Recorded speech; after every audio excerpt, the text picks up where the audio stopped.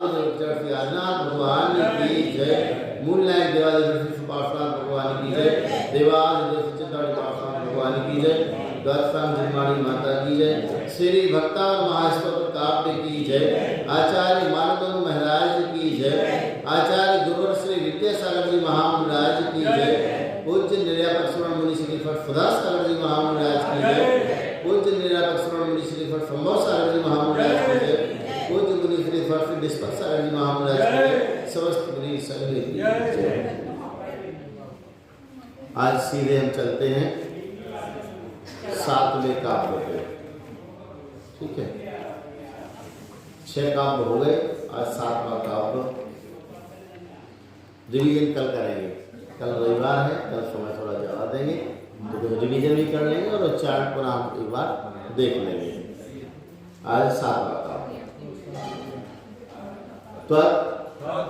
संस्तवेन भव संतति सन्निबद्धम पापम क्षणात् क्षय उपैति शरीर भाजाम आक्रांत लोक मलि नील मशेष माशु सूर्यांशु भिन्न मिव शार्वर मंधकारम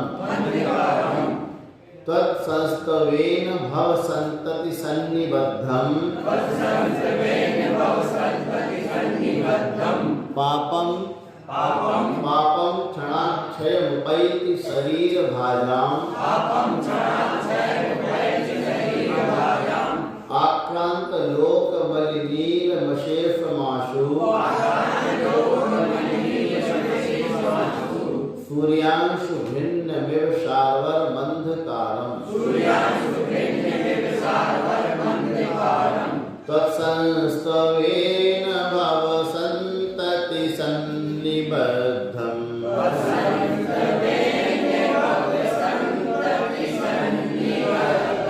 पापम क्षणाक्षयमुपैति शरीर भाजाम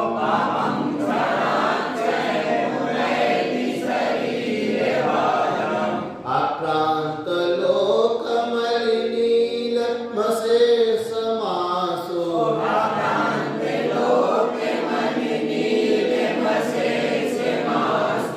सूर्यांशु भिन्नमिव शार्वर मंधकारम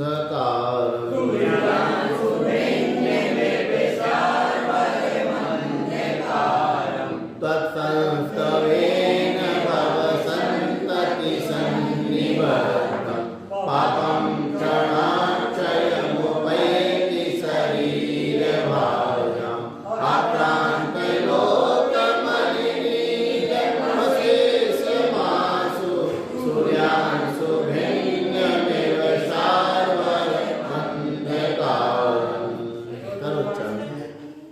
एक एक पद, एक एक शब्द का अर्थ देखेंगे पहले। त्वत् आपके, तुम्हारे, त्वत् तुम्हारे, संस्तवेन स्तवन करने से, आपके स्तवन करने से। इसमें जो ये पूरा पद है, जिनेंद्र भगवान की स्तुति करने से पाप कर्मों का क्षय हो जाता है। कैसे हो जाता है? जैसे रात्रि का घना अंधकार छाया हुआ हो और उसमें सूर्य का उदय हो जाए तो सूर्य की किरणों से वह रात्रि का घना अंधकार क्षण भर में दूर हो जाता है। वैसे ही भगवान के दर्शन करने से, भगवान का स्तवन करने से संसार के बंधे हुए जितने कर्म हैं संसार के प्राणियों के वे क्षण मात्र में क्षय को प्राप्त हो जाते हैं। ऐसा इसमें अर्थ बताया है। शब्द साथ देखेंगे। त्वत्संस्तवेन, त्वत्संस्तवेन आपका संस्तवन करने से, भव संतति, भव संतति संसार की परंपरा से, अनेक भव भवान्तर से, भव संतति भव भवान्तर से, सन्निबद्धम बंधे हुए, निबद्ध और सन्निबद्ध, बद्ध बंधे हुए और निबद्ध और सन्निबद्ध, अच्छी तरह बंधे हुए, है ना। जो प्रगाढ़ कर्म है, सामान्य नहीं, सामान्य कर्म नहीं, सन्निबद्धम, अच्छी तरह जो बिल्कुल, कौन से कर्म, निहत्ति और निकाचित, जो भागते नहीं है, ऐसे पाप कर्म, सामान्य पाप कर्म नहीं, सन्निबद्धम पापम, जो अच्छी तरह बंधे हुए पाप कर्म है। अब यहाँ तो आप तो सीधे लगाओगे, बंधे हुए पाप कर्म हैं, वे क्षणात, क्षण भर में ही, क्षयम उपैति, क्षयम अलग करोगे, उपैति अलग करोगे, क्षयम उपैति, क्षय को प्राप्त हो जाते हैं। हे भगवान, तत्संस्तवेन, आपके संस्तवन करने से, भव संतति, अनेक भव भवांतरों के सन्निबद्धम, बंधे हुए पापम, पाप कर्म, क्षणात, क्षय भर में ही, क्षयम उपैति, क्षय को प्राप्त हो जाते हैं। किसके बंधे हुए कर्म? शरीर भाजाम, जिनके पास शरीर है, शरीरधारी, शरीरधारी अर्थात प्राणियों के, संसारी प्राणियों के। अब इसको क्रम से लगाओ, पहला 1 नंबर देंगे आप, तत्संस्तवेन, आपका संस्तवन करने से, किसके? शरीर भाजाम, 2 अंक लिखोगे शरीर भाजाम के ऊपर। नए आए होंगे उनको बता देना कैसे नंबर लिखना है ना? मतलब पद को क्रम से जमाना, उसको कहते हैं अन्वय, है क्रम से जमाना।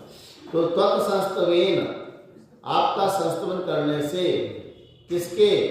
शरीर भाजाम, संसारी प्राणियों के। भव संतति सन्निबद्धम, भव भवांतर से बंधे हुए कर्म, बंधे हुए पापम, पाप कर्म की बात नहीं है, बंधे हुए पाप, क्षणात, क्षण भर में ही, क्षयम उपैति, क्षय को प्राप्त हो जाते हैं, नष्ट हो जाते हैं। कैसे नष्ट हो जाते हैं? तो दो नीचे के दोनों चरण में दृष्टांत दिया। आक्रांत लोकम, अली नीलम अशेषम आसु, इनको अलग अलग करोगे पदों को। हमने बोर्ड पर इस बार पदों को विग्रह करके लिख दिया, श्लोक तो आपके पास लिखे ही है, पद विग्रह अलग अलग कर दिया है। आक्रांत लोकम अली नीलम अशेषम आसु, सूर्यांशु भिन्नम एवं शार्वरम अंधकारम। कैसे लगाना है? आक्रांत लोकम, आक्रांत लोक, संपूर्ण लोक में जो व्याप्त है, अली नीलम, अली बोलते हैं भौरे को, और नीला, नीला काला, भौरे के समान नीला काला, अशेषम जो संपूर्ण, क्या? शार्वरम अंधकारम, अंतिम पद दिया शार्वरम अंधकारम, शार्वर रात्रि का, अंधकारम अंधकार, भौरे के समान काला नीला, भौरे के समान काला नीला, जो रात्रि का अंधकार है, जो संपूर्ण लोक में फैला हुआ है, वह भी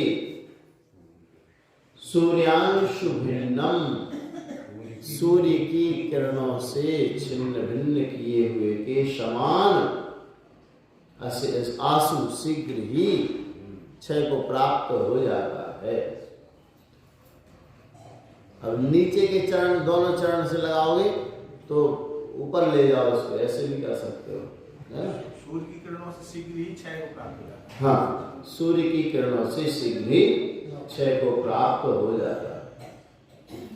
जैसे सूर्य की किरणों से रात्रि संबंधी काला नीला अंधकार जिसने संपूर्ण लोक को व्याप्त किया हुआ है, वह भी आंसू शीघ्र ही नष्ट हो जाता है, क्षय को प्राप्त हो जाता है। वैसे ही हे भगवान, तत्संस्तवेन, आपका संस्तवन करने से भव भवांतर के बंधे हुए पाप क्षण भर में ही क्षय को प्राप्त हो जाता है। लगा लोगे? एक बार और देख लो, है ना। तत्संस्तवेन, आपके संस्तवन करने से, शरीर भाजाम, संसारी प्राणियों के, भवसंतति सन्निबद्धम, भाव भवांतर के सन्निबद्धम, अच्छी तरह बंधे हुए पापम, जो पाप हैं वे क्षण भर में ही क्षयम मुपैति, क्षय को प्राप्त हो जाते हैं। कैसे? जैसे आक्रांत लोकम, संपूर्ण लोक में व्याप्त अली नीलम, काले भौरे के समान अंधकार, सारवरम अंधकार, रात्रि का अंधकार, सूर्यांश भिन्नम, सूर्य की किरणों से शीघ्र ही क्षय को प्राप्त हो जाता है। विशेषता क्या है बताइए इसमें? अब विशेषता देखो, क्या विशेषता है? तत्संस्तवेन, आपका संस्तवन करने से भव भवांतर के जो बंधे हुए कर्म हैं वे शीघ्र ही क्षय को प्राप्त हो जाते हैं। आपको याद करने से, संस्तवन करने से, नाम लेने से, आपका दर्शन करने से। आचार्य वीरसेन महाराज ने तो धवला जी पुस्तक में लिखा है कि जीर्ण बिंब दंफणेन ऋधत्ति ऋणकाचित कम कलावश्य क्षय, ऐसे क्षय दंसणादो, मतलब जिन बिंब के दर्शन करने से, जिन बिंब दंफणेन, जिन भगवान के बिंब के दर्शन मात्र से, कौन से कर्म? ऋधत्ति और निकाचित, ऋधत्ति और निकाचित कर्म कौन से कहलाते हैं? वे कर्म कहलाते हैं जिन कर्मों में कोई बदलाव संभव नहीं होता। तो निधत्ति कर्म वे होते हैं जिनमें ना तो उत्कर्षण होगा, मतलब ना वे बढ़ाए जा सकते हैं, ना अपकर्षण, ना घटाए जा सकते हैं, ना उनमें संक्रमण होता है, मतलब परिवर्तन नहीं किया जा सकता एक से दूसरे में, और ना उदीर्णा होती है। ऐसे पाप कर्म कहलाते हैं निधत्ति कर्म, मतलब भोगना ही पड़ता है, सीधी सीधी बात है कि उनको भोगना पड़ता है। और निकाचित कर्म वे कहलाते हैं जिनमें उदीर्णा और संक्रमण मात्र से क्षय को प्राप्त हो जाते हैं। वो आचार्य वीरसेन महाराज को तो कलिकाल सर्वज्ञ की उपाधि से संबोधित किया है, और जिस सर्वज्ञ ने ऐसी बात कही हो तो उसकी बात प्रमाणित है, अचूक है कि जिन बिंब के दर्शन तो करना ही चाहिए। और जब जिन बिंब के दर्शन मात्र से ऐसा हो सकता है तो उनके स्तवन से तो क्या नहीं होगा, बताओ, है ना। तो ये है महिमा जिनेंद्र भगवान के दर्शन की, जिनेंद्र भगवान के स्तवन करने की। इसलिए इस काव्य को कहा है पाप क्षयी जिनवर स्तुति, पाप को क्षय करने वाली जिनेंद्र भगवान की स्तुति। और इस श्लोक को पढ़ने से, काव्य को पढ़ने से जितने भी हमारे संकट हैं वे सारे संकट दूर हो जाते हैं। संकट के समय इस काव्य को जरूर पढ़ना चाहिए।